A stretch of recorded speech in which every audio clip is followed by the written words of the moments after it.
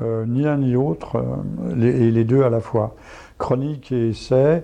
Chronique parce qu'il faut écrire l'histoire de son temps, lorsqu'on en est un témoin, ou lorsque l'on s'efforce d'être un témoin, parce que je considère, j'ai toujours eu la tentation, voire parfois la prétention, d'écrire l'histoire en temps réel.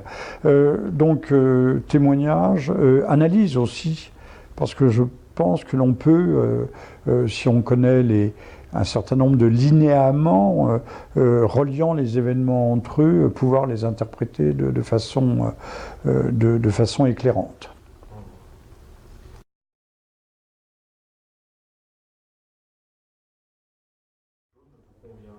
Alors c'est une révolte puisque ce mouvement populaire en profondeur est totalement inédit, ne s'appuie pas sur véritablement une doctrine ou un projet de société cohérent, élaboré.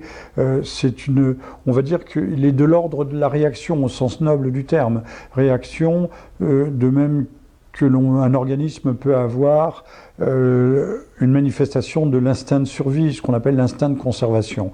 Cela relève de ça. Mai 68, à contrario, était une révolution puisqu'elle s'appuyait sur un corpus idéologique qui s'appelle le freudo-marxisme, ou le marcusianisme, appelez ça comme vous voulez, de l'école de Francfort. Et donc là, on a vraiment une révolution qui était d'ailleurs à l'échelle mondiale.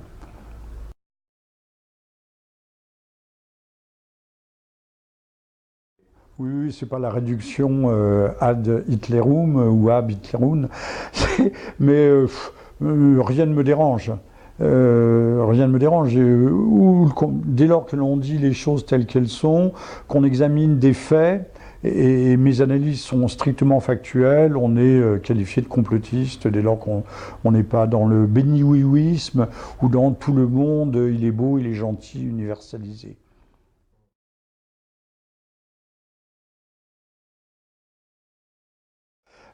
Personne, au fond, n'a véritablement rien vu venir. Je disais à l'instant que le mouvement a été inédit, il était également imprévu de par son ampleur et de par sa durée. Mais il n'est au fond que le révélateur d'une situation antérieure et qui couve depuis longtemps. Le philosophe allemand Friedrich Engels parlait de la vieille taupe qui creuse souterrainement ces galeries, qui tout d'un coup pointe le museau hors du sol. Or, c'est ce qui s'est passé. C'est pourquoi ceux qui annoncent la mort des Gilets jaunes se trompent lourdement. Cela réapparaîtra d'une façon ou d'une autre. Je signale que la parabole de la vieille taupe avait été reprise aussi par Karl Marx.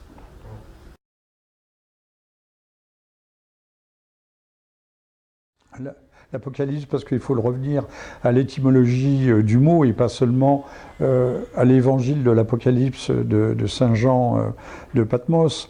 Le dévoilement, l'incendie de Notre-Dame est révélateur de l'état de délabrement de la société, de corruption de ses élites, mais également de sa perversité. Parce que si on se situe dans une perspective complotiste, on voit bien que les explications qui nous ont été données ne tiennent pas la route.